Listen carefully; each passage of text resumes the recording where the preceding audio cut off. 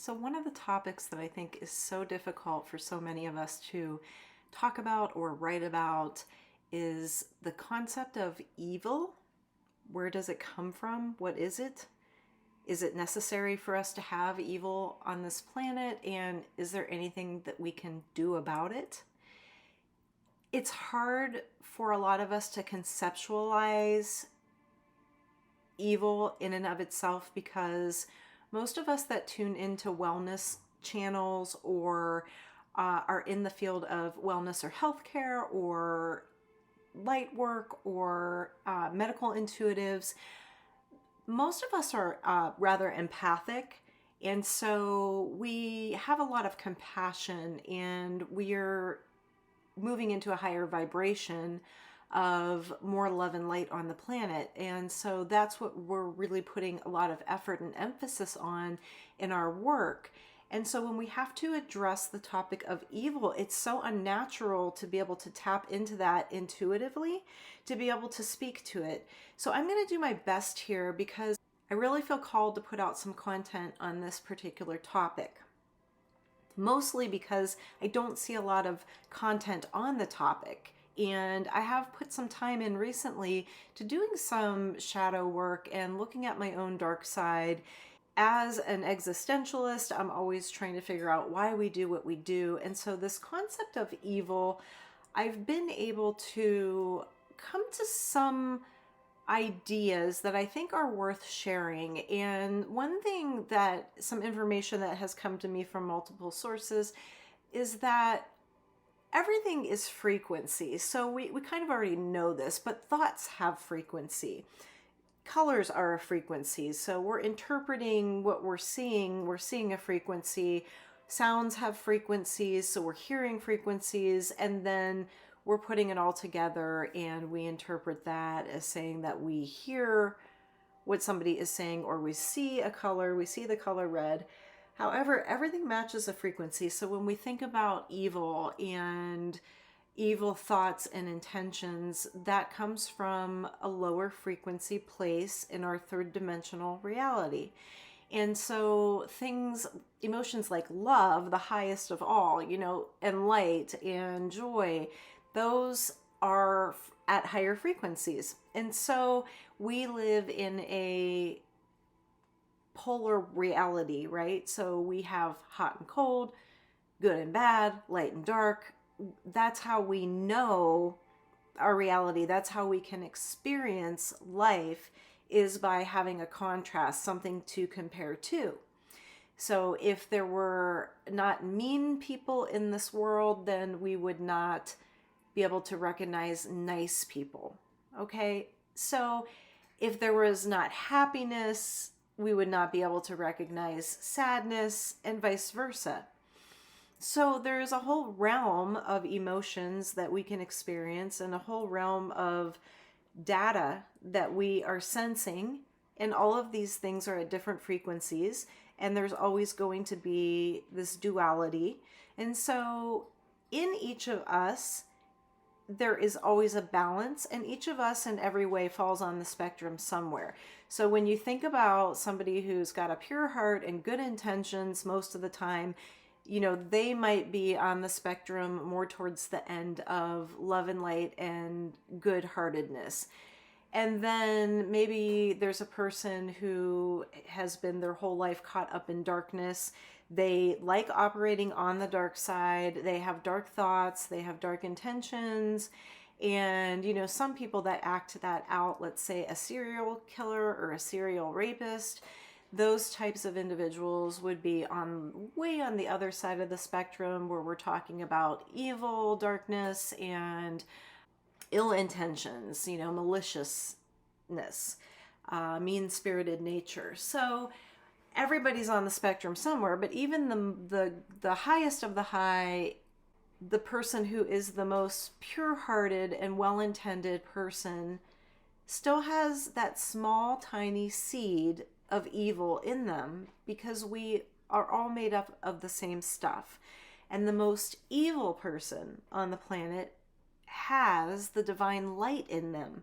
And it's not even like it's a small seed of divine light. The divine light is in all of us, and it's big. But what happens for people that function at lower frequencies, and that's what their world and their reality becomes, then they're light each time by anger and hatred and abuse and all of the lower vibrational frequency thoughts and ideas and ways of being. That is forming sort of like a dark crust over the divine light. It coats it, it forms layers so that that light becomes very, very, very hidden. And you can think about it like blankets, you know, and the more often the person has these dark thoughts and hate in them, and the less often they have something in their life that will bring love and light to them, the more their own divine light is dimmed to the point where they get so far away from that and they're operating in the 3D human realm out of almost complete darkness. And so they will commit acts of evil. But even in those people, all of our souls are pure and light, and they come from one collective source of life. So we all come from that same source and we all have that same light in us. So that's why I think it is hard to conceptualize somebody who is so damaged. It's really hard for most of us to relate to that, because even those of us who might dwell on the dark side, we're not going to be in the realm of evil. I don't think there's anybody in the realm of evil that would be listening to a podcast or an audio blog like this. So no worries. And also, it's good to keep in mind that we are all part of the collective, and there are individuals who do prefer to be on the dark side. There are people who love to hate. They are addicted to their anger, they're addicted to hating, and even some of them have really good hearts and might be well intended sometimes, most of the time. And some of them have never intended to harm another person. Now, it is harmful to put negativity into the collective. So hate and anger being put out on social media, even because the people who love to hate, that is one of the ways now we can express anything that we're addicted to. We can just pump it out on social media, right? So inadvertently, the people who are on the dark side and like operating from that lower frequency, they're inadvertently pouring negativity into the collective. So in that way, they are harming, but it is not intentional because they're not doing it consciously. They're not trying to harm. They may be very opinionated. They may think that their opinions are helping other people see the light. So you never know with the intention. Just know that even people that like to function on the dark side are not always, quote, bad people. So, and that's another thing that's really hard, because we want to say like good people, bad people. Like, why do bad things happen to good people? There's that saying. And the truth of it is that bad things happen to all people. So it doesn't matter if you're per se good or bad by somebody else's judgment. You are human. You're going to go through loss and grief, because that is a part of being human. Being evil does not necessarily have to be a part of being human, right? Because we don't have to function from there. We don't have to be it. We can know about it and that it exists, and that it is going to always be a small piece of humanity, because we do have the contrast of good and pure-hearted and love and light in humanity. And so we can just know that it's not necessary to have evil to function out of it for any of our societal means or, abilities to benefit mankind or planet Earth. We don't need evil. We just recognize that it's there, in the sense that the only reason we need it is so that we can contrast it with everything good, right? But we don't need to be it. We don't need to put it into action on this planet. And we may at some point be able to deactivate it, where we're deactivating the lower frequencies of hate and war, and may get to a point where it's unthinkable for a human to harm another human.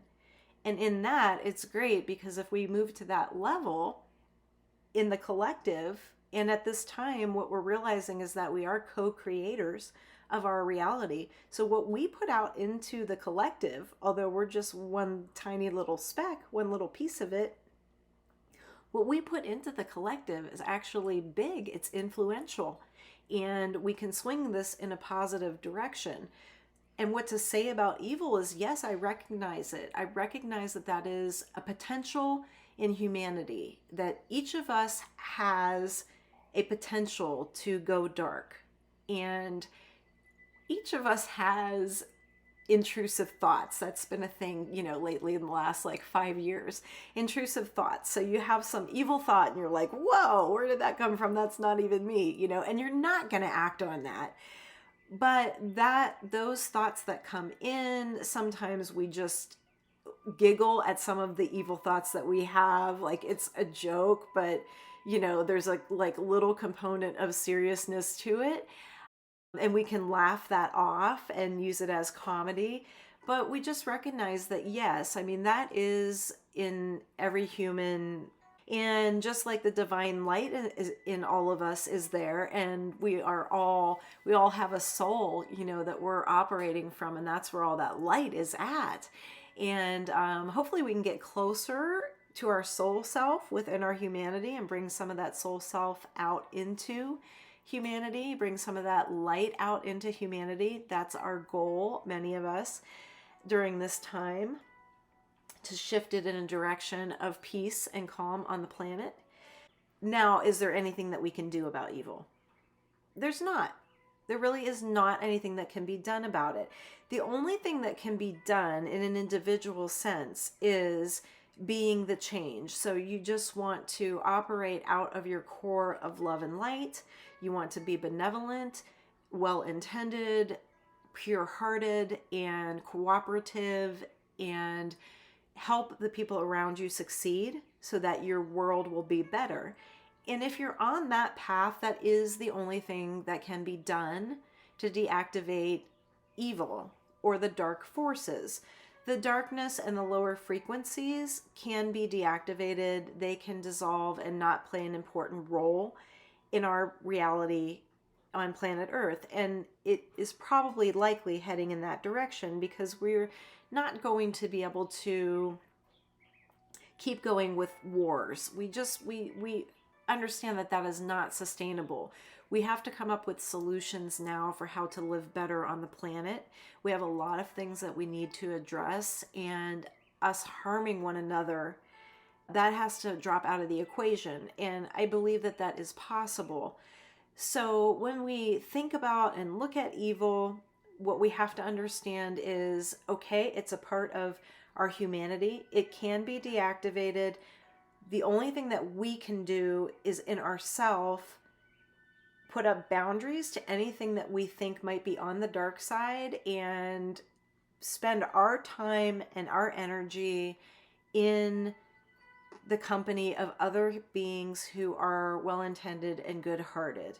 And so once you form relationships around what you really want to get out of your life, which is joy and happiness, and in order to do that, you can't have people dragging you down into lower vibrational drama and hate and behaviors that are going to produce anxiety. So once you learn how to sort that out and practice discernment, you understand boundaries go up with people that like to operate on the dark side. You're not one of those people. And if you are, then okay, so be it. You're still not all the way into the realm of evil.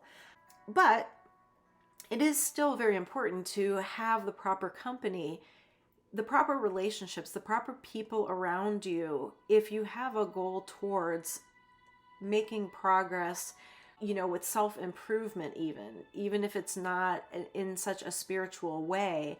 Or if you are very spiritual and you want to move more love and light into your heart center, then you practice discernment and you learn how to put up boundaries with the things that are not in that vibration. and you start to shine and attract other people that are on this higher vibration to you and with you. And you will start to go on a new path with like-minded people. And so the lower frequency behaviors and the people that operate in those frequencies will be deactivated somewhat. You may still know them, you may still acknowledge them, but you won't have any attachment to them. You'll be detached from that energy, and you and your energy and your reality will be moving in a new and better direction. So that's the only thing that we can do about it. But it's where does it come from? It's been here since the dawn of the human reality, because this is how our reality was formed. So we need not worry about that part of it. The only thing that we need to worry about is ourselves. And I really do think that most people do know that they're only in control of themselves and their own reactions and their own behaviors. And sometimes we just need a reminder to say, hey, you know what? This is how we can help the world right now, is we can do what we need to do for ourselves to succeed and be joyful, and we can shine our light and be very loving and help others. And that's huge. That's going to make a huge difference in our reality, on our planet, in your home, in your town, in your state, in your country.